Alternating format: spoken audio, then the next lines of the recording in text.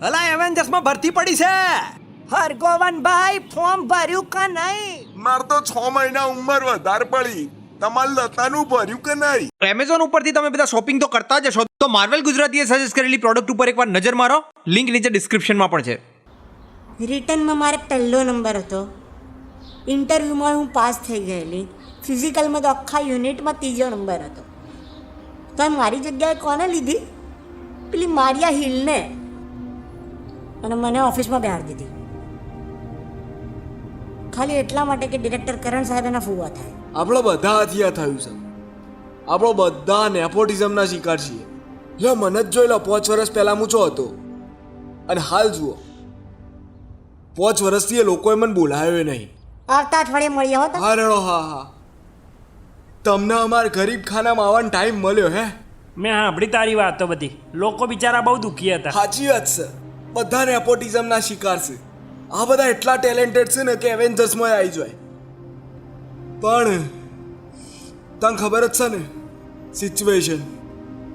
આપણા કરણ સાહેબ અને પેલા સેલેમોનભાઈ બે જણા એવેન્જર્સમાં તો દૂર, શિલ્ડના એજન્ટે નહીં બનવા દેતા. એમનો ફઈનો ને માસીનો છોકરો ખાલી રાખ્યો છે. અને આ બધા સાચા ટેલેન્ટ ઓફિસોમાં છે. સાચી વાત છે. આ વસ્તુનો તમારા જેવા મોટા માણસો વિરોધ કંઈક કરે ને તો કંઈક થાય. અમે તો વિરોધ કરીશું જ ભાઈ, પણ તમે વાંચવાન કરજો હો. આપણે રિટર્ન પૂરી ઇન્ટરવ્યુની તૈયારી ચાલે છે અને અહીંયા શાંત હોય છે બધું, એટલે વાંચ્યા કરીએ. તમે ટિપ્સ આલજો કંઈક. ટિપ્સ?